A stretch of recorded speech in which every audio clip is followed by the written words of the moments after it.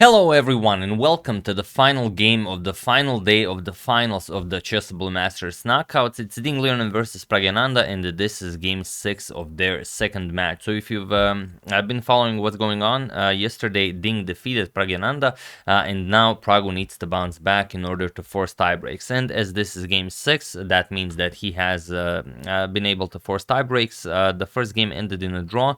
Second game, Pragu was able to win a very tough end game. Third game was the craziest game, I believe, of the entire match, of both matches, so I'm going to cover that one. I just decided to just summarize everything in one video today, and then tomorrow we're really gonna do a nice one for that game. Game 4 ended in a draw, which means that Praggnanandhaa won the second match, so he definitely bounced back, and now we have the Blitz tiebreaks. This is the second game. First game ended in a draw. This is the final one. If nothing happens, then we go into Armageddon, but well, maybe something happened. So here Ding has the white pieces. Let's see what happened.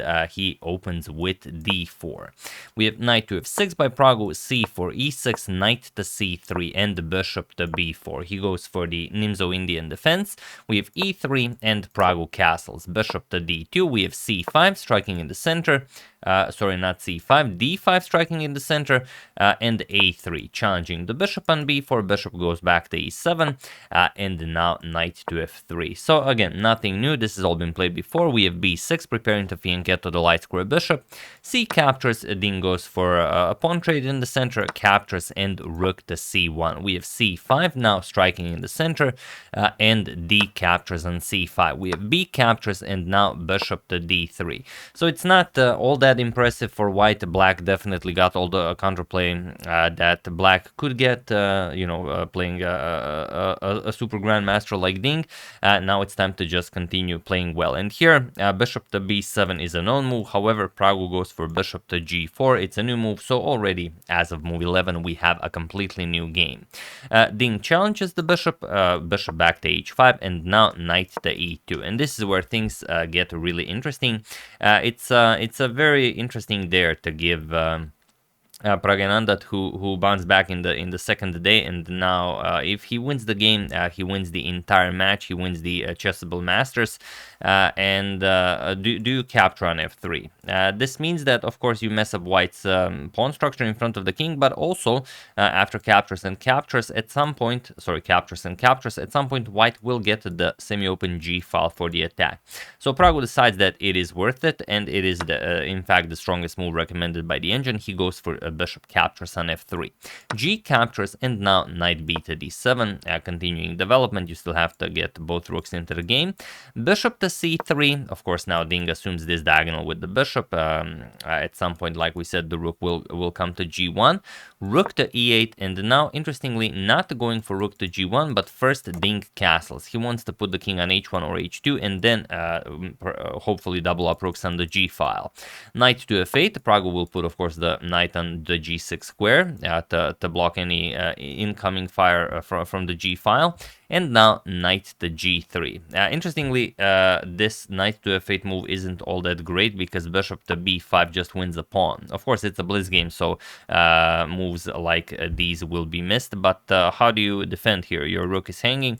If you defend with this knight, then you're no longer defending the d5 pawn, and Ding can just win a pawn. And if you defend with this knight, then we eliminated this knight, and after bishop captures, because the knight is again pinned, we just capture the pawn on d5. That's the good stuff. And of course, the knight is hanging, so you don't have time to play bishop captures on b2.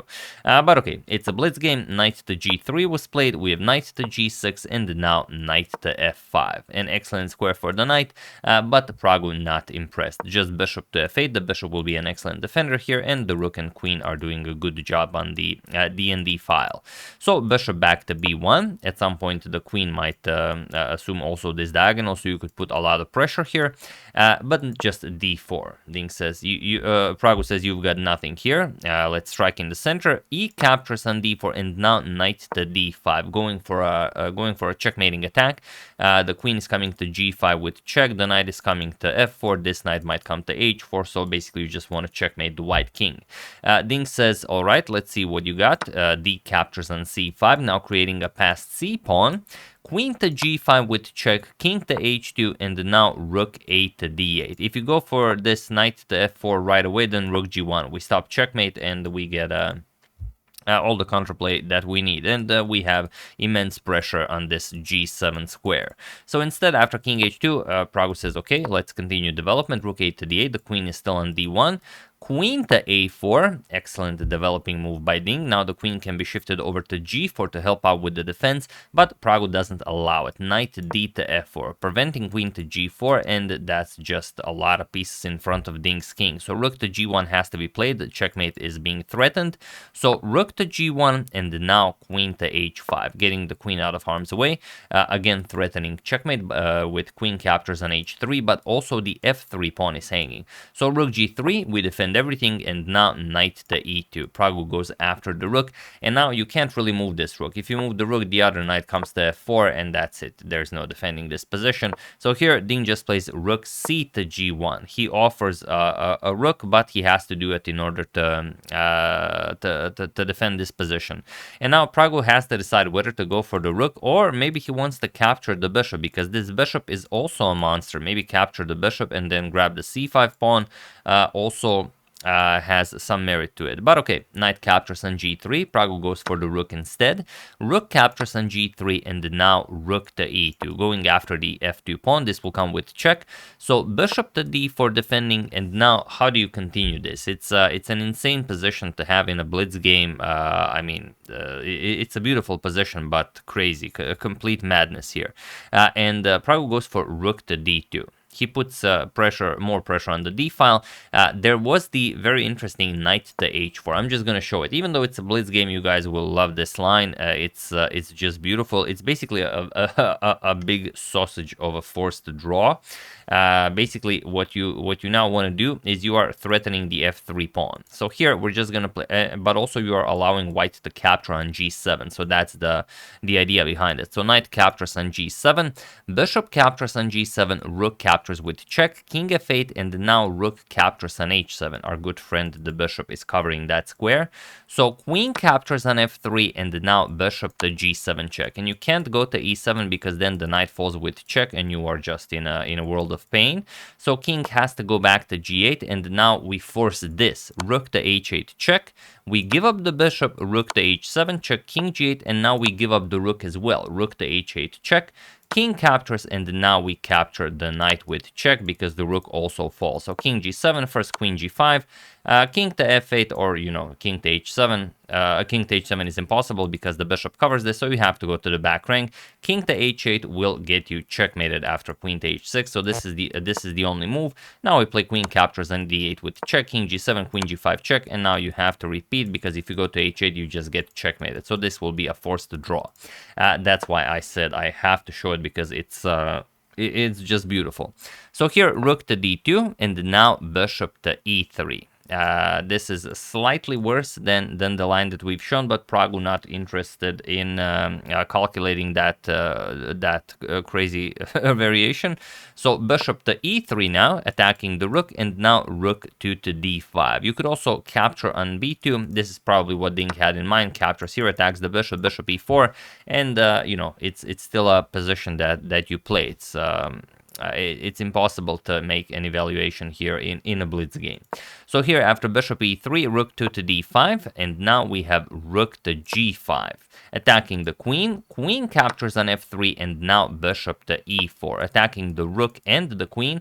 Luckily for Praggu, this doesn't win back the exchange because he has rook to queen to d1 now, attacking Ding's queen, but queen captures on d1, rook captures, and now c6. Let's not forget that Ding has a passed pawn already on c6 now. Rook to c8, preparing to defend, and now bishop captures on a7. And now we have this, well, sort of an endgame, but there's so much material on the board where Ding has 3 passed pawns on the queen side. So can Praggu stop this? f6, challenging the rook, rook back to g1, and here rook to d2. Putting pressure on the b2 pawn, so pawn to b4, and now knight to e5. We have pawn to b5 and now g6, attacking the knight here. Bishop to e3, attacking the rook, and here it's just very, very hard to find a good move for Praggo. If rook to b2, for example, going after the pawn, we can just play bishop d5 check. If we went to a2, then we would even pick up the rook. So let's say king h8, we play a4, we continue pushing pawns. It's very, very hard to hold this. So he tries king to h8 instead. Bishop captures on d2, g captures on f5, and now bishop to d5. We have bishop to d6 now, threatening all sorts of nasty discoveries. F4, attacking the knight, blocking this diagonal. We have knight to d3 and now pawn to b6. And now, of course, you can see, even without calculating, that this is winning for white. Knight captures on f4, again threatening nasty discoveries, but here Ding just captures. Bishop captures with check. King to h1 and now pawn to h5. There isn't really a good move here. We have a4, king to h7, and now pawn to a5. We have bishop back to d2, attacking the a5 pawn, pawn to a6. We have bishop to e3 now, attacking the rook and the pawn here, but just rook to b1, defending both.